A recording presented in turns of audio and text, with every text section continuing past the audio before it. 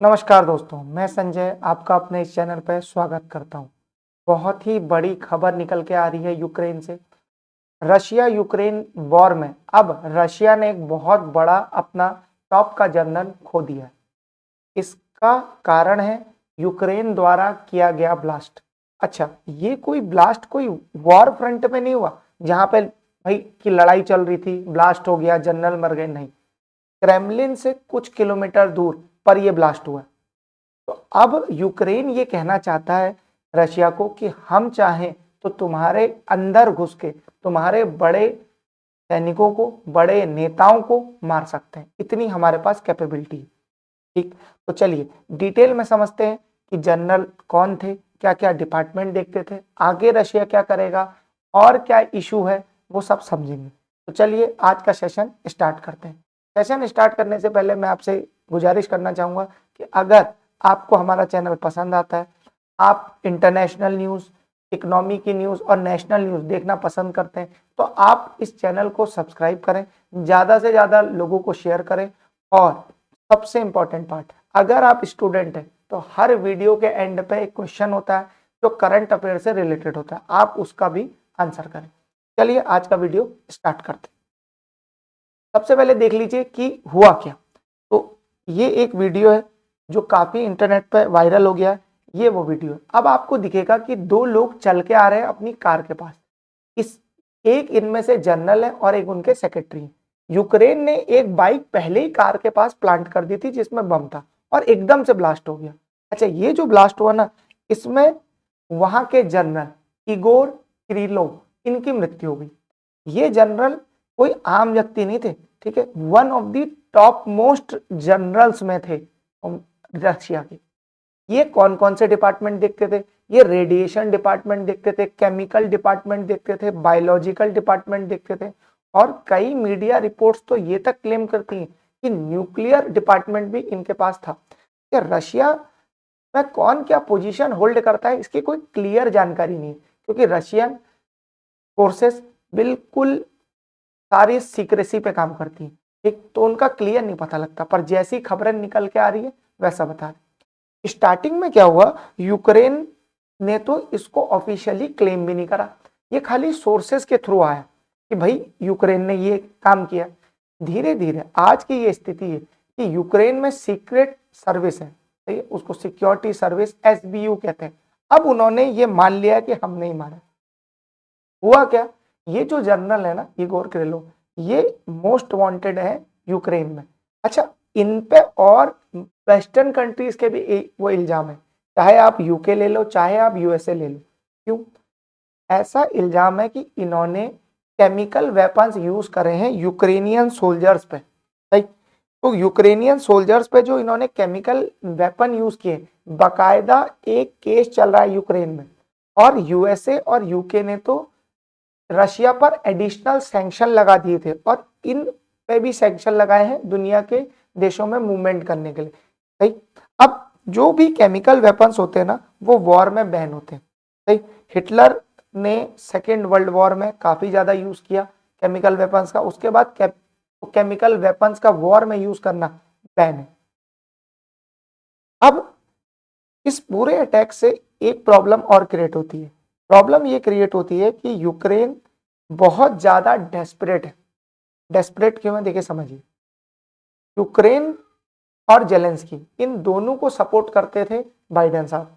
Trump ने तो पहले ही कह दिया मैं आते ही वॉर खत्म कर दूंगा और एक ही दिन में मैं क्या करूंगा, रशिया के प्रेसिडेंट को बुलाऊंगा और यूक्रेन के प्रेसिडेंट को बुलाऊंगा और बोलूंगा संधि कर दो, वॉर वॉर रोको, ये सब फालतू का काम है।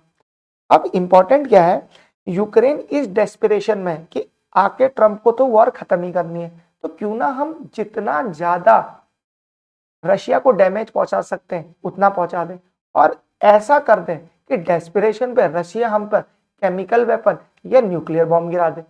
अब अगर रशिया ने ऐसा कर दिया तो क्या होगा, फिर ट्रंप वॉर को नहीं रोक पाएंगे। ये हो गया इशू। सही, अब थोड़ा रशिया यूक्रेन वॉर में देख लेते हैं कि यूक्रेन अब तक कितने इलाके खो चुका है।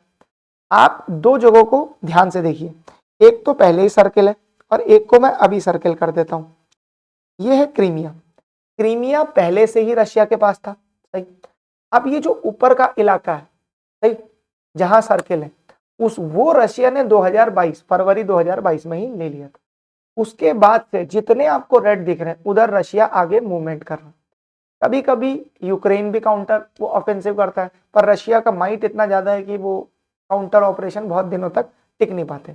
अब रशिया क्या चाहता है कि जब तक ट्रंप ये बातचीत करें कि हाँ अब हम ये चाहते हैं कि वॉर रुके, तो रशिया ये चाहता है कि हम पोजीशन ऑफ स्ट्रेंथ से इसको निगोशिएशंस करें, क्योंकि पोजीशन ऑफ स्ट्रेंथ से करने से क्या होगा कि रशिया ये बोलेगा कि भाई इतना तो हमने ले लिया, आगे हम यूक्रेन पर अटैक नहीं करेंगे। अच्छा, यूक्रेन भी ये चाहता है कि रशिया पर जितना अटैक कर सकते हैं, जितना डैमेज कर सकते हैं उतना कर दें, क्योंकि हम रशिया को प्रोवोक कर दें।